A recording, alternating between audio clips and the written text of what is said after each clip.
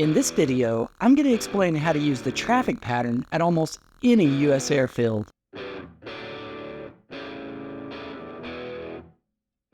Welcome to Free Pilot Training. I'm Josh, and today we're going to be talking about how to use airport traffic patterns. Knowing how to use the traffic pattern is one of the most important things you need to know how to do as a pilot. Pilots who don't know how to use the traffic pattern make it way more dangerous for everyone else. At the very least, these people make it super annoying when you're trying to do pattern work. So sit back and relax, and let's talk about airport traffic patterns. Airport traffic patterns, or circuits as some people call them, are invisible routes that are flown around a runway to allow air traffic to flow smoothly and efficiently in and out of an airfield.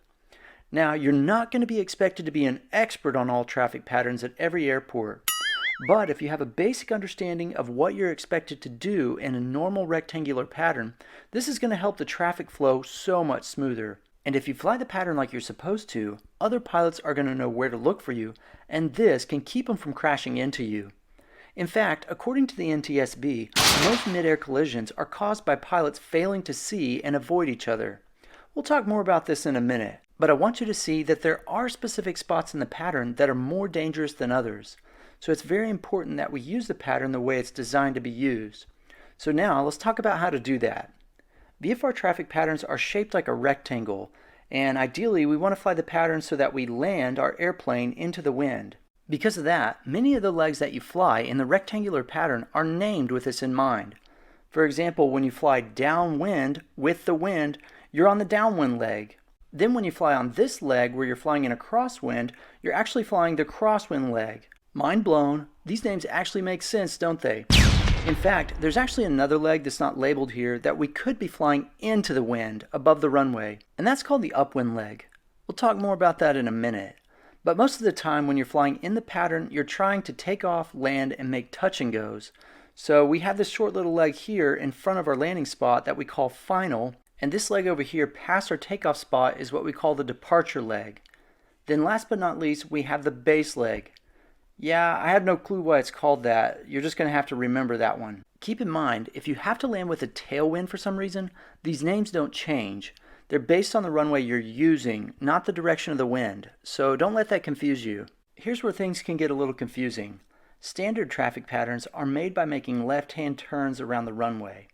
For example, if I took off from runway 36 here in a standard traffic pattern, I would turn left over to crosswind and then left again over to downwind and so on. In fact, when we fly the standard left-hand pattern, these legs are named according to the pattern direction. For example, this is left crosswind and this is left downwind, and this is left base. Pop quiz for you. What do you think this leg is? Nope, this is not left final. I don't know how many times I've heard students say this on the radio, but left final isn't a thing. Final, upwind, and departure don't get special names. They're just final, upwind, and departure. Don't be that guy that says left final. We're all going to laugh at you if you do this. But anyway, not all runways are left-hand patterns. Some of them are right-hand patterns like this one. And in this case, we'd make right turns over to right crosswind, right downwind, and right base, and right... Got you. It's just final, not right final. So the pattern direction determines the name of these legs. It has nothing to do with the side of the runway you're on. Don't let that confuse you. Okay, so left-hand patterns are the standard traffic pattern. But how do we know if we have a left-hand pattern or a right-hand pattern? If your runway has a left-hand pattern, there won't actually be anything that tells you that because the standard traffic pattern is left-hand turns. But there are a couple ways that you can determine if your runway has a right-hand pattern. In my opinion, the easiest way to find the pattern direction is to look at the VFR sectional. Let's take a look at Bartlesville Municipal Airport on the VFR sectional. Notice this RP17 down here at the bottom of the airport information block. This lets us know that runway 17 is a right pattern. So we need to make a rectangle with right turns when we land on this runway. But which direction should we turn when we land on runway 35? There's nothing that tells us what to do. That's right, because the left-hand patterns are standard, and you can assume that the pattern is left-hand turns if they don't tell you. Now, there is one other place you can check out if you want to be 100% sure about the pattern direction. Another great place to look is the chart supplement in the runway information line. Take a look at the runway information for runway 17 here.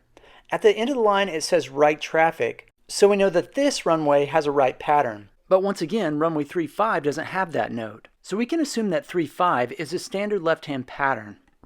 Keep in mind, you could be asked to use a left or right-hand pattern at a towered airport. In that case, you want to use the pattern that they tell you to use. In those situations, towers trying to sequence everyone to the runway to build spacing and keep everyone safe. It's very important to pay attention and do what they tell you so you don't run into someone else. For example, your runway might be a standard left-hand pattern, but tower might say this. Skyhawk 3148 X-ray, make right downwind 18.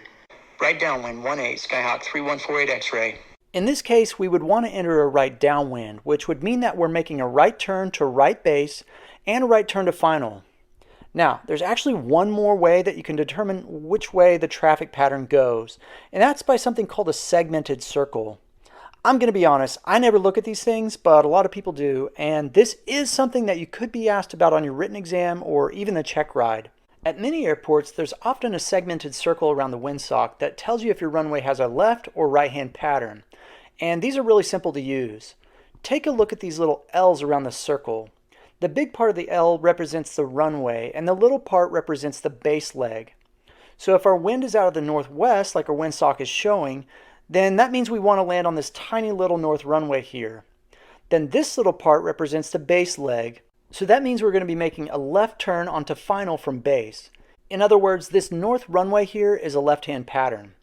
If we were landing to the south, it looks like that runway would be a right-hand pattern, because we'd be making a right turn to final in that case. That's interesting. There must be something on the other side of this airport that they don't want us flying over. Hey Goose, let's go buzz whatever that is. You sure that's a good idea, Matt? Oh boy. Probably not a great idea, but you know what is a great idea? Snatching up yourself a pair of these Core Aviation headsets. And these are a great little starter headset for a super low cost, and if you want an even lower cost, you can use coupon code FREEPILOTTRAINING. Talk about a great starter headset, and there's really no risk because if you decide you don't like them, you could just give them to your passengers later on down the road and buy yourself a super expensive one if you're into that. But I think you're going to find the quality is unmatched, and I think you guys are going to like these, so be sure to check these out. Let's get on with the training. How big should we make a rectangular pattern? According to the Airplane Flying Handbook, the downwind leg should be flown somewhere around 1/2 to 1 mile from the runway. And then you should turn base when you're at a point approximately 45 degrees from the runway. And this means that you should also be 1/2 mile to 1 mile from final. And then 1/2 to 1 mile from the runway when you turn final. This is one of my biggest pet peeves when it comes to flying in the pattern. There are so many pilots out there who make giant traffic patterns like they're flying a B-52 bomber. And I wouldn't care, but if you do this, it's really going to mess up the spacing in the pattern because an aircraft on a 3-mile downwind has to fly a further distance than someone who's making their traffic pattern right next to the runway like they're supposed to.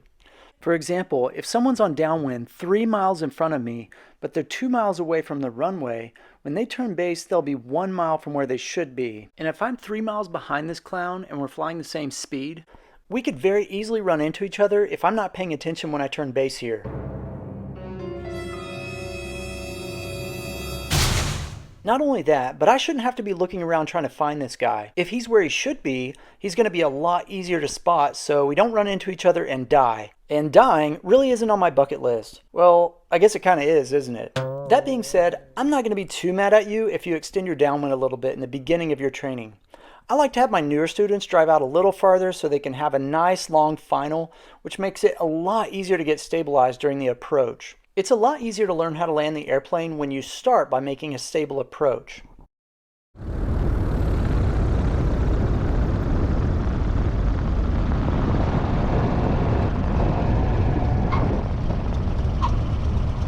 So we want to fly the traffic pattern correctly so all the traffic flows smoothly and other pilots know where to look for us. One of the ways we can do that is by flying the correct altitude. According to the AIM, if you're flying an airplane with a propeller, it's highly recommended that you fly a pattern at 1,000 feet above the surface. Large aircraft or turbine-powered aircraft should fly their patterns at 1,500 feet AGL. Now, I know it might be a while before you fly one of these airplanes with a higher traffic pattern, but I still think it's something you should know about because if you're flying above the airport at 1,500 feet AGL, that doesn't always mean that you're flying at a safe altitude. It's kind of funny, when I was flying the Herc, I actually flew normal patterns at 1,000 feet AGL, but the AIM and other FAA publications are clear that these altitudes are only a recommendation. But I think that most pilots would agree that it's a good idea to fly the correct altitude so it's easier for other people to see you. It can also keep you from running into obstacles and terrain above the runway. In fact, traffic patterns aren't always at 1,000 feet for propeller-driven aircraft. At some airports, the FAA will actually publish a specific altitude if they think it's safer to do so. For example, let's take a look at Batesville Regional Airport over in central Arkansas. Now, the quickest way to determine pattern altitude is to look at the field elevation here in the airport information block and add 1,000 feet.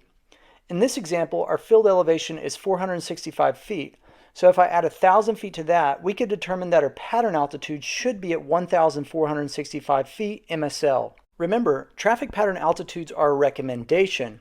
Because of that, most pilots typically round this number up to the nearest 100 feet. So normally we'd fly this pattern at 1,500 feet MSL. But there's one more thing we need to check. Anytime you fly into a new airport, one of the most important things to check is the chart supplement. This document gives you way more information about the airfield than the airport information block on the VFR sectional. And here in the first block of the supplement for Batesville is where we can confirm the exact altitude for the airport. As you may have guessed, this TPA stands for Traffic Pattern Altitude. And here at Batesville, the pattern altitude is actually 1,250 feet MSL, which is 785 feet AGL. If the airport has a standard pattern altitude of 1,000 feet AGL, this note won't be up here in this block. Take a look at the supplemental data for Bald Knob Municipal Airport. What a great name. Anyway, this airport doesn't mention anything about the traffic pattern altitude. So in this case, it's safe to assume that the pattern is 1,000 feet above the surface. Now, I'm not entirely sure why the pattern altitude over at Batesville is lower than the standard pattern, but I'm sure they have a reason for doing this. Maybe they wanted more spacing below this MOA. Or maybe they knew that C-130s like to follow this river here, and the lower pattern altitude keeps pilots closer to the airfield. Either way, if you fly into Batesville, the best altitude to fly in the pattern is 1,250 feet MSL. Now there's one other thing you should know about when it comes to pattern altitude. This is something I wish more instructors would teach, because I've actually had people cut in front of me onto crosswind when I'm climbing out on the departure leg. When should we be turning onto the crosswind leg? Well, according to the Airplane Flying Handbook, we should be turning crosswind beyond the departure into the runway and when we're within 300 feet of the pattern altitude. So if my pattern altitude is 1,600 feet MSL, I should not be turning crosswind until I'm at least 1,300 feet MSL. Keep in mind, there are some airports where this might not be possible. Take a look at this airport beneath the Class Charlie shelf for Adams Field. This is North Little Rock Municipal Airport. And let's say that we're climbing out on the departure leg for runway 5 here. The departure end of this runway is just over a mile from the Class Delta airspace over at Little Rock Air Force Base. Now there are some airplanes that might be able to climb fast enough to make this work, but most of the time you're going to have to turn early if you don't want to bust the Class Delta there. Because remember, we have to have two-way radio comms with the tower before we can go into that airspace. And a lot of you guys aren't going to be able to handle that radio call while still making CTAF calls at the same time. At airports like this, you kind of just have to use your best judgment when it comes to flying a good pattern. If no one's in front of you, turn as late as you can without busting the airspace. But if another aircraft's in front of you, just follow their ground track, as long as they're not busting the airspace. In fact, this is a pretty good rule in general. Even if this guy's an idiot and he's making his pattern too big, it's still a good idea to match his ground track.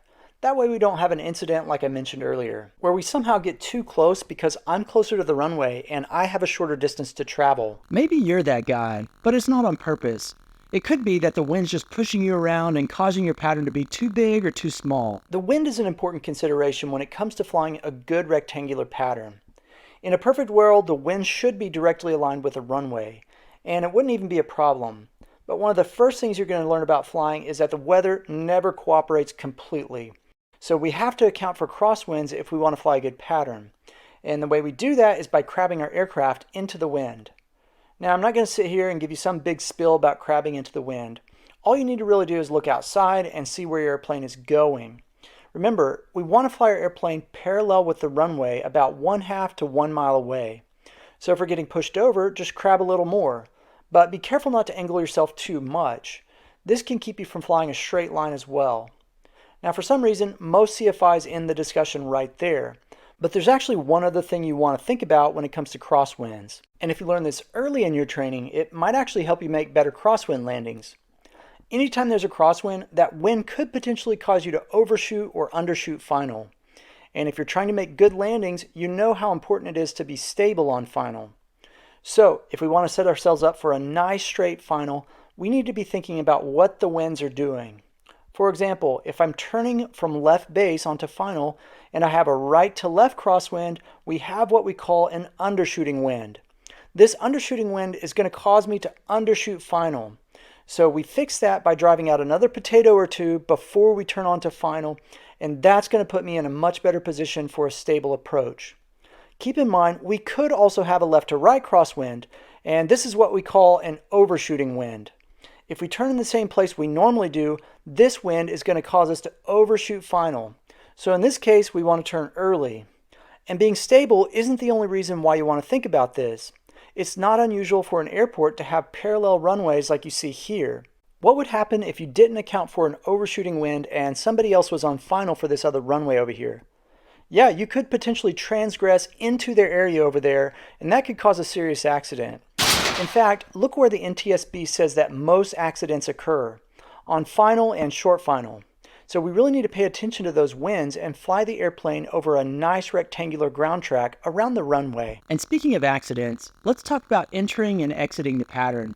Because if you don't know how to enter and exit the pattern properly, you could be a danger to everyone else in the pattern. If you're flying at a towered airport, most of the time ATC is going to tell you how to enter the pattern. Skyhawk 314 at X-ray, make left base for 18. Left base 18, 314 at X-ray. At this point, I would just fly directly over to left base and enter the pattern there. But at a non-towered airport, there's actually a specific spot where you should be entering. Unfortunately, there are a ton of pilots out there who enter the pattern wherever they want, and you'll also see guys making straight ends at every airfield they fly into. But that's not what they should be doing. The safest thing to do is to enter the pattern at a 45-degree angle in the middle of the field on downwind. Now, I can sense that somebody watching this video is getting red hot because the FAA's advisory circular on non-towered airport flight operations actually says this about entering the traffic pattern. The FAA does not regulate traffic pattern entry, only traffic pattern flow. So there's nothing that legally says that you have to enter here on downwind, but I want you to notice something else that this document also says. The FAA does not recommend that the pilot execute a straight-in approach for landing when there are other aircraft in the traffic pattern. The straight-in approach may cause a conflict with aircraft in the traffic pattern and on base to final and increase the risk of a mid-air collision. Look back at our chart from the NTSB. According to this chart, 50% of all mid-air collisions occur on final and short final. So when you make a straight-in, you're taking a huge risk if there are other aircraft already in the pattern. I think a lot of pilots get confused because of the right-of-way rules in FAR 91-113. Notice what it says here in Section G. Aircraft while on final approach to land or while landing had the right-of-way over other aircraft in flight or operating on the surface. This does not mean you have the right-of-way if you're making a straight-in. This is talking about somebody that's already established on the final approach segment of the actual traffic pattern. You can't just cut people off that are on base about to turn final. They're already in the pattern. In fact, the FAA actually clarifies 91-113 in that same advisory circular we just mentioned.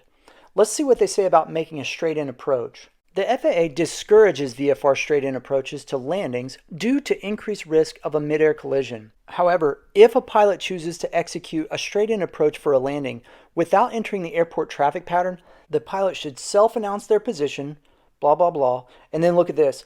Pilots choosing to execute a straight-in approach do not have a particular priority over other aircraft in the traffic pattern and must comply with the provisions in 91-113. So, whoever cut me off the other day while I was on base leg, I would really appreciate it if you brush up on how to use the pattern. You could have easily killed both of us, and at what cost? Yeah, you landed maybe 5 minutes sooner, but I'm telling you, it's not worth it. But if straight-in approaches are so dangerous, why doesn't the FAA just make them illegal? Well, one reason for this is because it's actually safer to enter a straight-in at some airports. Take a look at this airport in North Little Rock, Arkansas. Let's say I wanted to land on runway 5 here. What would I have to do to enter the pattern for runway 5 over on midfield downwind? Well, one thing is I'd have to fly over Camp Robinson here. That's not really a big deal if I have two-way with Little Rock approach, because I could just go into the class Charlie above that. But if I don't have two-way radio comms, I personally don't want to be flying that close to the bottom of the class C shelf here. The other thing is these restricted areas here. Even if I squeeze in between these airfields, I'd have to make a super tight turn so I don't go into this restricted area. Oh, and the patterns for 1A and 3-6 are both on this side of the runway, so I'd have to make sure that no one was in those patterns either. To me, this is a classic example of why the FAA allows straight ins, but they're highly discouraged. Another reason for this is that instrument approaches are typically straight ins as well. Yes, instrument approaches are typically made during bad weather when VFR pilots shouldn't be flying, but IFR pilots also need to train and practice these when the weather's nice as well. So if you hear someone on the radio saying that they're on the RNAV for runway 5 here, you can typically assume that they're making a straight in, and you should do your best to accommodate them. North Little Rock traffic, Cherokee 7348 Juliet, 5 miles out on the RNAV 05, full stop, North Little Rock. 48 Juliet, this is Skyhawk 3148 X-ray, turning crosswind for 05. I've got you in sight and I'll follow behind you.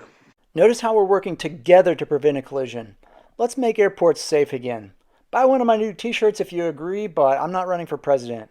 Feel free to write my name in on the ballot this year if you want, though. Now you know the preferred method for entering the pattern.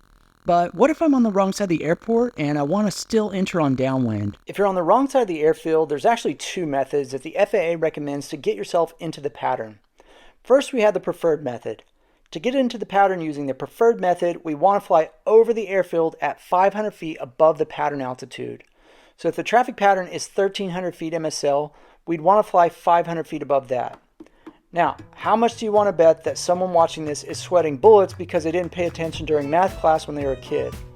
If you want to be a pilot, you've got to know the 3 R's. And for those of you who don't know what I'm talking about reading, writing, and arithmetic. But I digress. Anyway, if we fly 500 feet above the pattern altitude of 1,300 feet MSL, that means we need to cross the airfield at 1,800 feet MSL. And after we cross the field, we want to drive out about 2 miles past downwind and then teardrop back to enter downwind at a 45-degree angle. Pop quiz. How far out from the runway should we be making this turn if you're turning 2 miles past downwind? Remember, downwind should be somewhere between 1/2 and 1 mile from the runway. So you should start turning somewhere between 2.5 to 3 miles from the runway. Then, before we enter the pattern, we need to descend to pattern altitude and keep an eye out for other aircraft as we enter this 45-degree angle.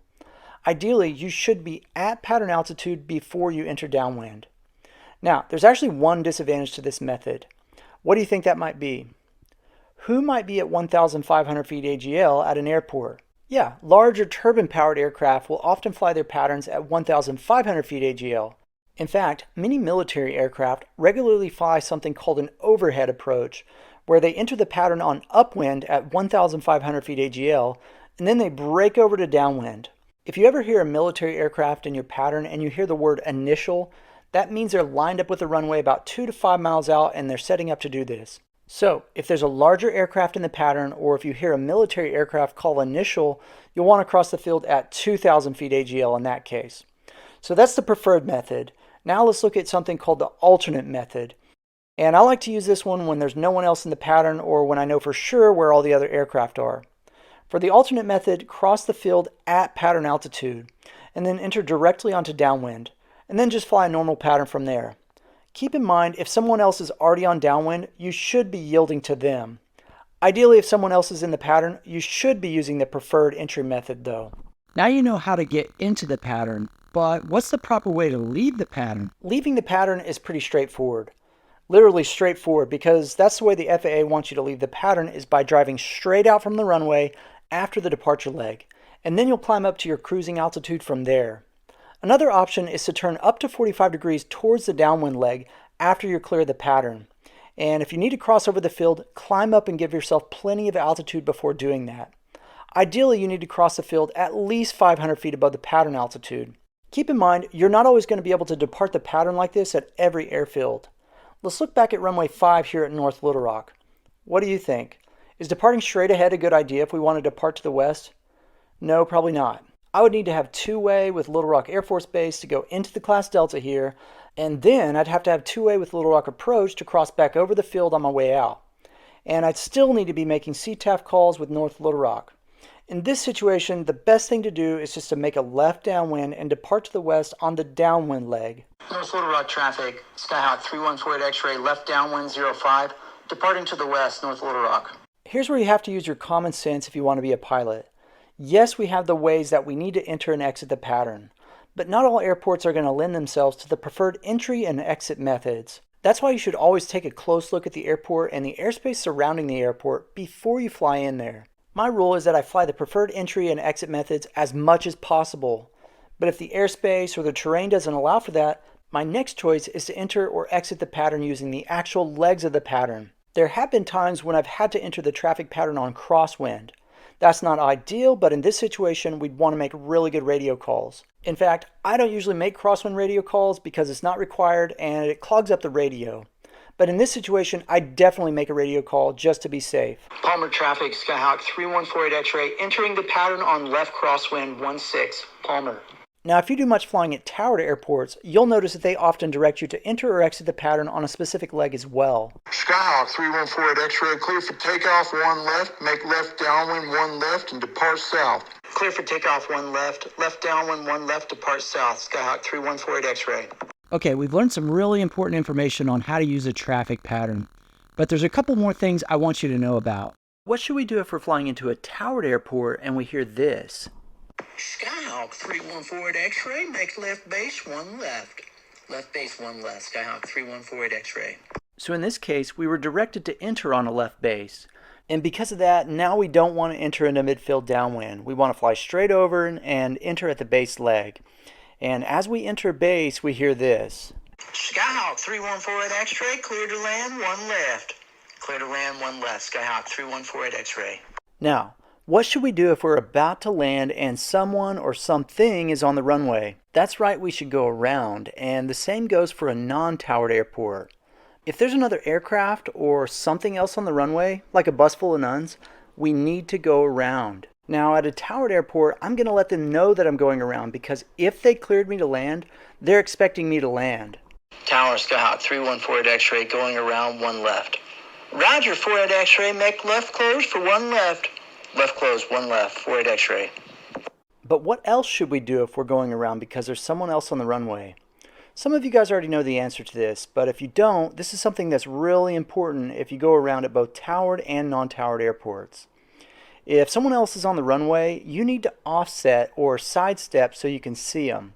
What happens if we fly directly over another aircraft? Yes, we have a huge blind spot directly beneath us. Many airplanes also have a huge blind spot above them too. So if we don't offset our aircraft, we can get ourselves into a dangerous situation really fast. Now at this point, we're actually flying on that upwind leg we talked about earlier. And if you're at a non-towered airport, this might be a really good time to let that guy on the runway know where you are. Palmer traffic, Skyhawk 314 X-ray, upwind 34. I'm offsetting to the left of you here. Palmer. Roger, we had some engine troubles on takeoff. We should be clear the next time you come around. Now there's one other thing that you should know how to use when it comes to the traffic pattern, and that's how to use VASIs and PAPIs. I typically don't use VASIs or PAPIs at non-towered airports except at night. But check out this requirement from FAR 91-129, which outlines the requirements for operating in Class D airspace. Each pilot operating an airplane approaching to land on a runway served by a visual approach slope indicator must maintain an altitude at or above the glide path until a lower altitude is necessary for a safe landing. So, this is basically saying that if you're flying in a Class D airspace, you really need to be using the VASIs or the PAPIs if they have them. So, let's talk about how to use those really quick. In a nutshell, visual approach slope indicators give you a way to follow a specific glide path down to a runway, and typically they bring you in at about a 3-degree angle to the runway. Some are less and some are more, but most pilots find that a 3-degree glide path is just right. And as you probably already know, flying a stable glide path is one of the keys to making a smooth landing. That's why a lot of instructors teach their students to follow these visual glide slope indicators from the first day of their training. But one thing you should remember is that these light systems are mainly designed to provide obstruction clearance. In other words, if you follow their guidance, you shouldn't run into any obstacles or terrain. That's why I like using these at night, but because of that, these lights can also bring you in at a steeper angle, which could throw you off. And they also bring your aim point further down the runway, which means that you'll touch down further as well. In fact, PAPIs typically give you an aim point 1,000 feet down the runway. So you can expect to touch down somewhere between 12 and 1,300 feet. So if you're landing on a shorter runway, you might not have enough space to make a touch and go. And I personally believe this is why nighttime currencies must be full stop landings. That's just my opinion, but it makes sense to me. Anyway, let's take a closer look at a few of these systems. First, we have the Visual Approach Slope Indicator, or VASI. This is the most common glide path system out there. And you'll typically see these at smaller airports that don't have precision instrument approaches. VASIs give you obstruction clearance within 10 degrees of the extended center line. This means that if you follow them over here on the base leg, you could still potentially run into something. It's okay to use them over here, but you also need to remember that they don't give you any kind of protection from obstructions over here either. Now, there are two different kind of VASIs you should know about, the 2-bar and the 3-bar systems. In both of these systems, the lights inside of them are positioned so that if you're above the light beam, you'll see a white light, and if you're below the light beam, you'll see a red light. 2-bar VASIs are very simple to use. When you see 2 rows of red lights, that means you're low on glide path. You can remember this by remembering red over red, you're dead. Red over white, on the other hand, means you're all right. If you see red over white like this, that means you're right on glide path. Then, if you see white over white, you're out of sight, and that simply means that you're too high. Reduce that power or lower flaps to get yourself down to where you need to be. 3-bar VASIs work the same way. You just have to pick which set of VASIs you want to use. The lower 2 bars are typically set on a 3-degree glide slope, just like many of the 2-bar systems. So most pilots ignore this upper bar, because if you use the 2 upper sets and ignore the bottom, then you're going to come in on a slightly steeper path. Typically, these bring you in about a 1/4 degree steeper than the lower set. Keep in mind, 3-bar VASIs were really designed for larger aircraft where their cockpit sits up a lot higher. So if you use these, you're probably going to float a little bit more than you're used to, which means you'll also need more runway. Another type of visual glide slope indicator is the Precision Approach Path Indicator, or PAPI. These are very similar to the VASIs, except they're placed in a single row instead of on top of each other. Just like the VASIs, you can still use red and red, you're dead, for a low glide path.